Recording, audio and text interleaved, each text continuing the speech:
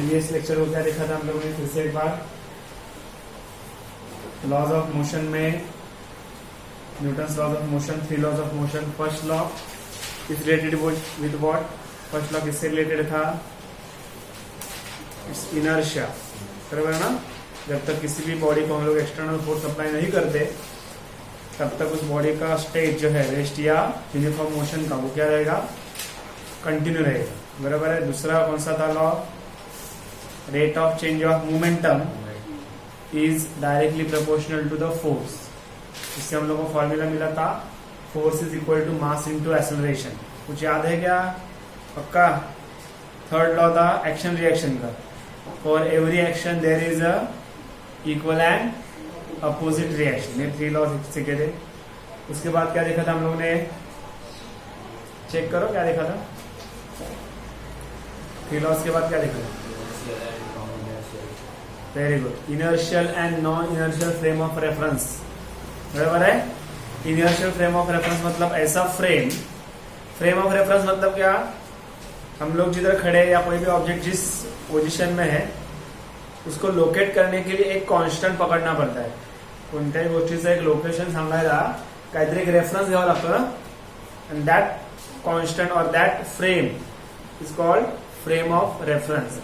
जैसे कि हम लोग समझो अभी बस में है तो बस हमारा फ्रेम ऑफ रेफरेंस हो गया, बराबर. हम लोग घर पे है तो घर हमारा फ्रेम ऑफ रेफरेंस हो गया. हम लोग अगर मून पे चले जाएंगे तो moon will become our frame of reference, बराबर है. भी फ्रेम ऑफ रेफरेंस दो तरीके का रह सकता है, एक इनर्शियल फ्रेम ऑफ रेफरेंस, दूसरा non inertial frame of reference, बराबर. इनर्शियल फ्रेम ऑफ रेफरेंस किसको बोला था? जो फ्रेम ऑफ रेफरेंस क्या था, रेस्ट में था या फिर यूनिफॉर्म मोशन में. जो फ्रेम ऑफ रेफरेंस रेस्ट में है या फिर क्या है, यूनिफॉर्म मोशन में है, ऐसे फ्रेम ऑफ रेफरेंस को क्या बोलेंगे हम लोग? Inertial frame of reference. And ऐसा फ्रेम ऑफ रेफरेंस जो क्या कर रहा है, एक्सेलरेटेड है, जिसका वेलोसिटी क्या हो रहा है, चेंज हो रहा है, ऐसे फ्रेम ऑफ रेफरेंस को क्या बोला था हम लोग ने? Non inertial frame of reference, बराबर है. उसके बाद हम लोगों ने देखा था real force and pseudo force, बराबर. रियल फोर्स मतलब ऐसा फोर्स जिसका ओरिजिन हम लोग जान सकते हैं, जिसका रीजन हम लोग बता सकते हैं किसी भी फोर्स का.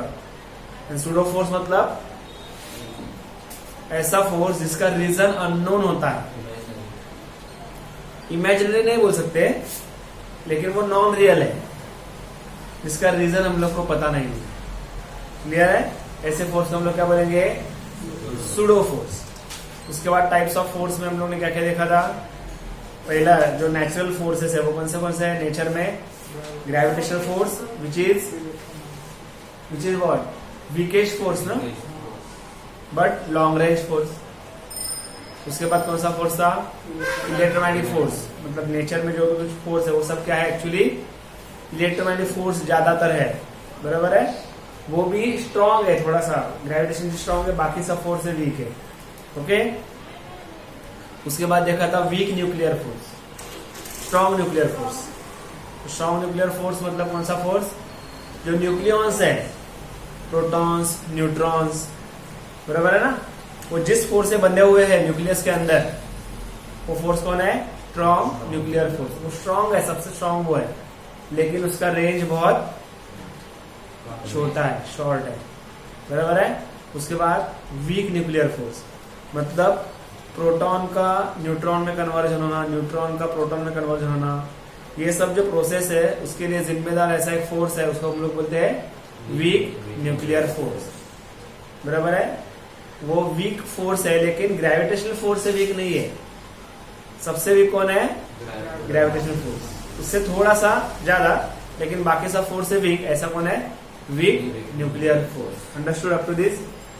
उसके बाद conservative and non conservative force के बारे में बोल रहे थे हम लोग. देखो कंजर्वेटिव फोर्स मतलब क्या, लिसन. कंजर्वेटिव फोर्स मतलब क्या, जिसका जिस फोर्स की वजह से जो वर्क होता है वो वर्क हम लोग आइडेंटिफाई कर सकते हैं, बराबर है. जैसे कि समझो मैं अभी इधर खड़ा हूं तो मेरा पोजीशन में स्टेबल हूं, तो मेरा पोटेंशियल एनर्जी है.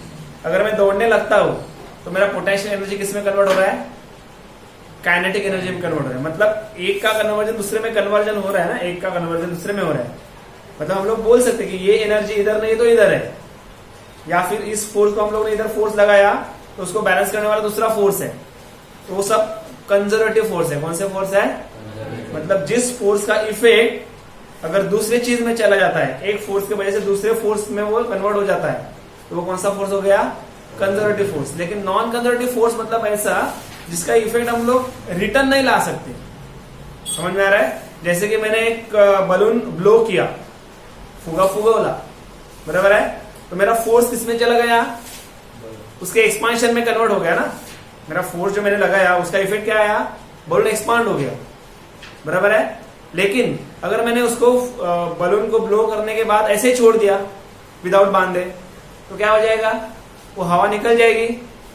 अभी वो जो फोर्स लग रहा है हवा निकलने का, वो फिर से रिटर्न आ सकता है क्या, तो फोर्स, जिस फोर्स से हवा बाहर निकल रही है वो हो गया नॉन कंजर्वेटिव फोर्स। कौन सा फोर्स, मतलब जिसको हम लोग रिवर्स नहीं कर सकते, जिस फोर्स को, वो कौन से होते हैं, नॉन कंजर्वेटिव फोर्स, जिसको हम लोग रिवर्स नहीं कर सकते। अरे समझा, कंजर्वेटिव और नॉन कंजर्वेटिव। कंजर्वेटिव मतलब क्या, एक का दूसरे में कन्वर्ट हो सकता है, दूसरे का पहले में कन्वर्ट हो सकता है, बराबर है। नॉन कंजर्वेटिव मतलब एक बार दूसरे में कन्वर्ट हो गया वो, तो फिर से पहले फोर्स में एक्सप्रेस नहीं कर सकते हम लोग, रिटर्न नहीं ला सकते, तो वो कौन से फोर्स हो गए, नॉन कंजर्वेटिव फोर्स। समझ में आ रहा है क्या बोल रहा हूं मैं, ठीक है। अभी हम लोग आज बहुत इंपॉर्टेंट चीजें सीखेंगे। सबसे पहले सीखेंगे वो है work done by variable force, दूसरा सीखेंगे वर्क एनर्जी थ्योरम, तीसरा सीखेंगे कंजर्वेशन ऑफ लीनियर मोमेंटम। ये तीन मेन चीजें सीखेंगे। कौन से, work done by variable force, दूसरा वर्क एनर्जी थ्योरम, एंड तीसरा कंजर्वेशन ऑफ लीनियर मोमेंटम। उसमें अगर होता है पॉसिबल टाइम परमिट, तो हम लोग कोएफिशिएंट ऑफ रेस्टिट्यूशन जो है स्मॉल ई, वो क्या होता है वो भी हम लोग सीखेंगे, ठीक है। फिर से एक बार मैं दोहरा रहा हूं, ये जो हम लोग जो पॉइंट सीख रहे हैं उसका सबका कनेक्शन 12th में है, ठीक है। चलो अभी स्टार्ट करते हैं हम लोग। किससे स्टार्ट करेंगे, work done by variable force, ठीक है।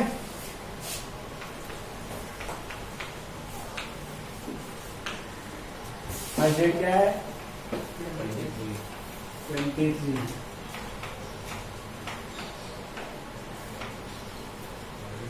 आज क्या है पता है ना, 23 मार्च, क्या है पता, हाँ, भगत सिंह राजगुरु सुखदेव, वो जो शहीद हो गए, वो आज के दिन शहीद हो गए थे, 23 मार्च, ठीक है। तो वो याद रखने के लिए वो आज का दिन बनाया था, शहीद दिन कर दिया, ठीक है। सो 23 मार्च आज का तारीख है। अभी हम लोग सीखने जा रहे हैं क्या, work done by what, variable force.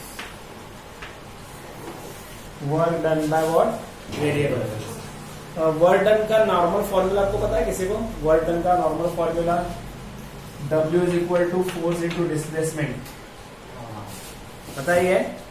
W is equal to force into displacement. Example, अगर मेरा एक ऑब्जेक्ट है इधर, खोखा है समझो, और उसको मैं पुश कर रहा हूँ फोर्स से, बराबर है। इस पॉइंट से इस पॉइंट तक उसका समझो डिस्प्लेसमेंट हो गया, समझो वो 2 मीटर चला गया आगे, और मैंने फोर्स लगाया था 4 न्यूटन का। कितना लगाया था फोर्स, 4 न्यूटन का फोर्स लगाया। तो इस प्रोसेस में मेरा वर्क डन कितना हो गया, वर्क डन का फॉर्मूला क्या है, फोर्स कितना लगाया था, डिस्प्लेसमेंट 8 क्या, 8 जूल, क्या हो गया, 8 जूल आ गया। क्यों, joule is the unit of work. अब इस केस में मैंने जो फोर्स इधर लिखा है, फोर्स 4 न्यूटन, वो कांस्टेंट है कि वेरिएबल है। अगर वेरिएबल रहेगा तो मैं 4 न्यूटन ऐसे कैसे वैल्यू दे देगा, 4 न्यूटन में जो बोलते हैं तो उसका वैल्यू 4 न्यूटन ही रहेगा ना आखिरी तक, वो चेंज होगा क्या, ऐसे बोला क्या, 4, 5, 6, 7 न्यूटन ऐसे बोला मैंने, क्या बोला, एक ही वैल्यू बोला ना, एक ही वैल्यू है, लेकिन एक वैल्यू से डिस्प्लेसमेंट 2 मीटर का हो गया। मतलब ये ऑब्जेक्ट इधर तक जाने के वक्त भी मैंने फोर्स कितना लिया, 4 न्यूटन लिया, मतलब वो कांस्टेंट है कि वेरिएबल है, कांस्टेंट है। मतलब अप टिल नाउ जो हम लोग फोर्स देख रहे थे वो सब हम लोग क्या देख रहे थे, कांस्टेंट फोर्सेस। क्या देख रहे थे, कांस्टेंट फोर्सेस। उससे वर्क डन निकालने का ये फर्क है। लेकिन it is not necessary always की फोर्स क्या होगा, कांस्टेंट होगा। फोर्स कभी कभी कम ज्यादा भी हो सकता है, सीधी सी बात है।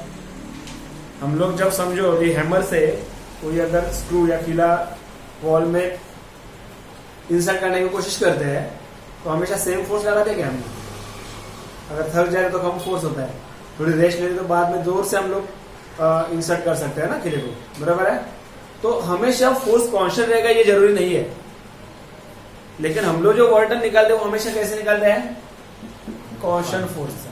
तो हम लोग अभी एक बात ये सोचने की जरूरत है कि अगर मेरा फोर्स वेरिएबल है तो वर्क डन क्या हो सकता है, ये अभी सोचने की बात है। तो वही हम लोग आज सीखेंगे, work done by what, variable force. तो वेरिएबल फोर्स का मतलब क्या, फोर्स चेंज होगा।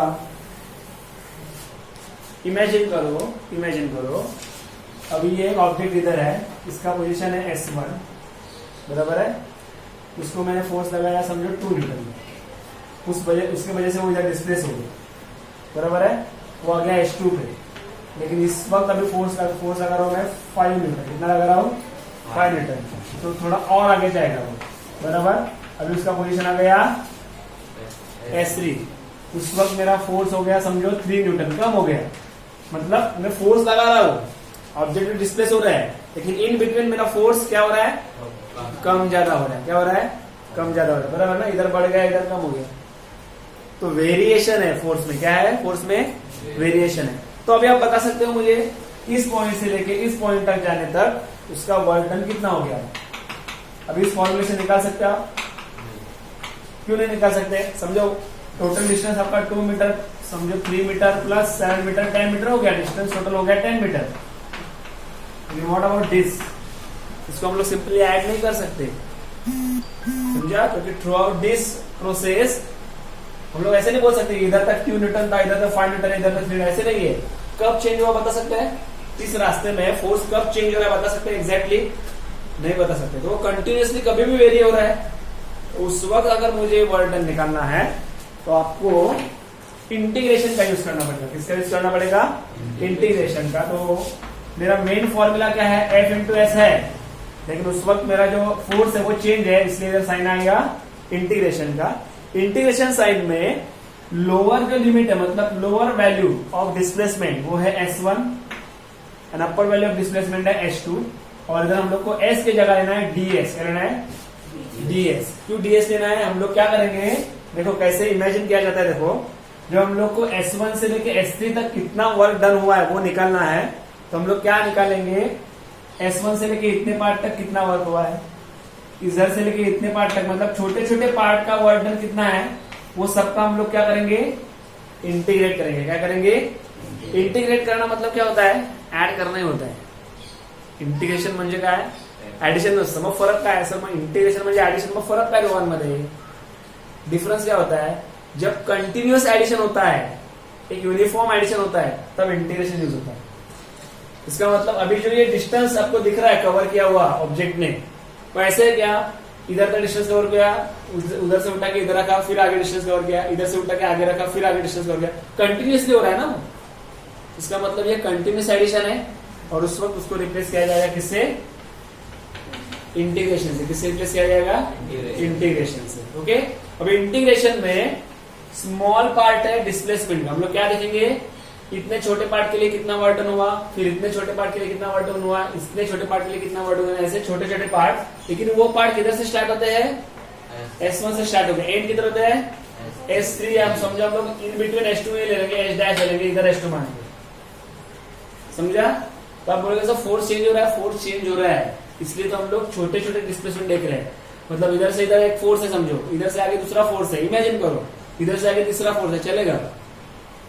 तो अलग अलग फोर्स की वजह से जो छोटा छोटा डिस्प्लेसमेंट हो रहा है, उनके वजह से जो वर्क डन है, उन सबका हम लोग क्या रह रहे हैं, इंटीग्रेशन ले रहे हैं। तो ऐसे हम लोग को मिलेगा total work done by which force, variable force. अरे समझ में आ रहा है, ठीक है। और एक छोटा सा डिटेलिंग कर रहा हूं मैं, इसी केस में और थोड़ा डिटेलिंग, इधर से लेके ऑब्जेक्ट समझो इधर तक आ गया, लेकिन ये मूव होते समय फोर्स कांस्टेंट है कि नहीं है? नहीं है, वेरिएबल फोर्स के लिए सोचना है ना हम लोग को। तो इधर से लेके इधर जब आ रहा है ऑब्जेक्ट, तब इमेजिन करोगे इन बिटवीन जिसमें फोर्स क्या हो रहा है? हमेशा चेंज हो रहा है। लेकिन अगर मैं इस ऑब्जेक्ट का इतना सा ही डिस्टेंस ले रहा हूं, मतलब इधर से इधर ही आ गया वो, तो इतने पार्ट के लिए तो फोर्स ऑलमोस्ट क्या हो सकता है? कांस्टेंट हो सकता है ना। तो ये मेरा ds आ गया और मेरा फोर्स का F, तो ये मेरा छोटा वर्डन हो गया dw। उसके बाद समझो फोर्स चेंज हो गया, इधर से इधर छोटे डिस्टेंस के लिए तो ऑलमोस्ट क्या रहेगा? कांस्टेंट रहेगा। समझो इधर से इधर आगे के बाद ये जो डिस्टेंस है अगला ds, उस वक्त ये फोर्स और ये फोर्स डिफरेंस है, लेकिन इतने डिस्टेंस के लिए वो क्या रह रहा है? कांस्टेंट है। तो दूसरा वर्डन कितना आ गया मेरा? छोटा सा F1 है, अभी F2 बन गया, F1 है, तो कितना आ गया?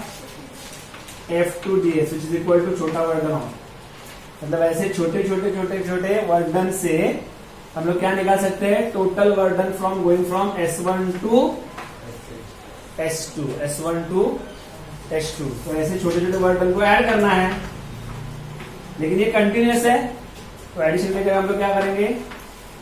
इंटीग्रेशन करेंगे dw को, और dw का इंटीग्रेशन मतलब dw मतलब कहिए ना f ds, S1 से लेके स्टार्ट करके किधर तक? इसका मीनिंग समझा? मतलब हम जो ds के लिए जो छोटा वर्डन निकालते हैं उस वक्त ये फोर्स क्या होता है? कांस्टेंट। छोटे वेरिएशन के लिए क्या होता है? कांस्टेंट। ऐसे छोटे छोटे स्ट्रिप का, छोटे छोटे पट्टी का, छोटे छोटे जगह का टोटल वर्डन जब हम लोग निकालते तो हम लोग को मिलेगा total वर्डन W by which force? Variable force by what? अरे समस्या का ढोकना डाल रहा है, समझ में आ रहा है ना? ठीक है। So this is the formula for what?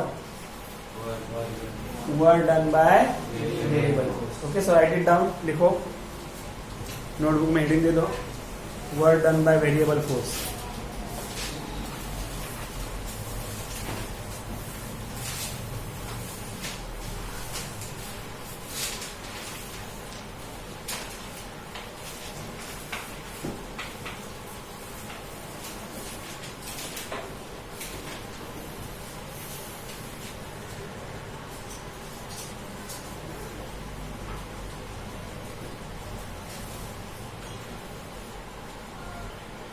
Write down, if object is moving from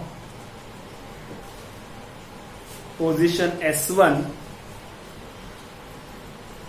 to position S2, if object is moving from position S1 to position S2 due to variable force, due to which force?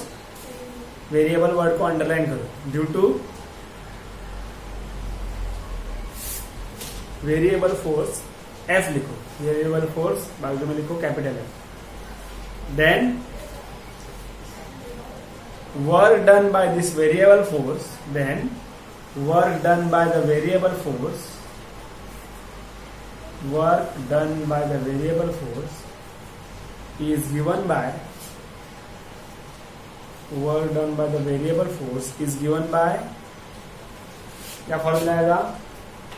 W is equal to integration of S1 to S2 F ds, integration of what? S1 to S2 F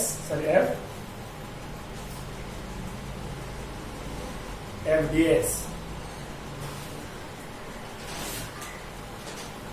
okay, diagram से अगर हम लोग देखेंगे, diagram से this clear, ये समझा?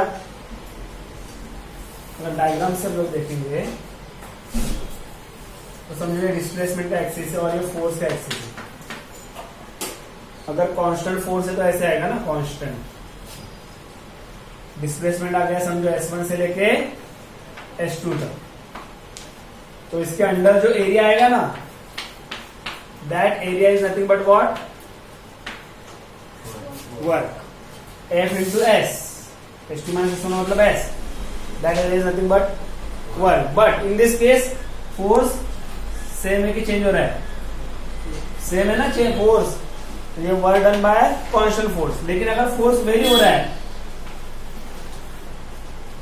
पहले कम था बढ़ गया, फिर से क्या हो रहा है, कम हो रहा है, तो मुझे अगर फाइंड करना है S1 से लेके S2 तक कितना वर्क हुआ है, तो मुझे ये जो आपको मिल रहा है ना पाथ, इसके अंदर जो क्या हो रहा है, एरिया कवर हो रहा है, उस एरिया को ही हम लोग क्या बोलेंगे, वर्क डन बाय। लेकिन इसमें अगर वर्क कांस्टेंट है कि चेंज हो रहा है, चेंज हो रहा है, बराबर है। तो हम लोग क्या करेंगे इसमें, इधर देखो मैं क्या बोल रहा हूं, इधर से इस पॉइंट तक, मतलब ये जो छोटा सा दिख रहा है आपको पार्ट, इस पार्ट के लिए तो वर्क डन फोर्स क्या रहेगा, ऑलमोस्ट कांस्टेंट रहेगा, बराबर है। और ये एरिया छोटा जो डिस्टेंस कवर हुआ है उसको हम लोग क्या बोलेंगे, ds, छोटा सा स्ट्रिप। तो ये जो छोटा सा एरिया आ गया, that is the small work done.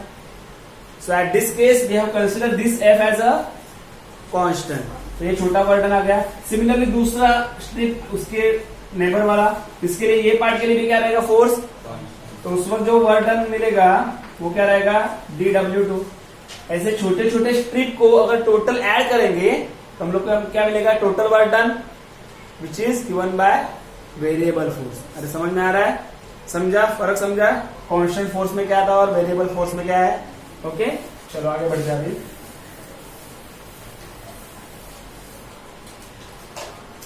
उसके बाद हम लोग देखेंगे, ये समझा work done by variable force. Anybody having doubt, एक बार पढ़ो नोट टेक्स्ट बुक में, कुछ डाउट रहेगा तो पूछो, एक बार पढ़ो। वो पेज नंबर कितना है टेक्स्ट बुक का, 54 पेज नंबर टेक्स्ट बुक का, वो एक बार पढ़ो, work done by variable force. नहीं समझेगा तो पूछो, कुछ डाउट है जो पढ़ा उसमें, ठीक है बढ़ेंगे आगे। अभी सीखने वाले हैं क्या, work energy theorem.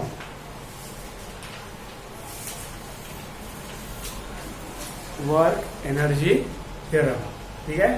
Work energy theorem क्या बोलता है, किसी भी चीज का जब काइनेटिक एनर्जी चेंज होता है, किसी भी चीज का क्या चेंज होता है, काइनेटिक एनर्जी जब चेंज होता है तो वो कन्वर्ट हो जाता है वर्क डन में। किसमें कन्वर्ट हो जाता है, work done. And vice versa, किसी भी चीज से अगर वर्क डन हो जाता है तो वो किसमें कन्वर्ट होगा, काइनेटिक एनर्जी में कन्वर्ट हो सकता है। किसमें कन्वर्ट हो सकता है, मतलब change in kinetic energy is equal to work done.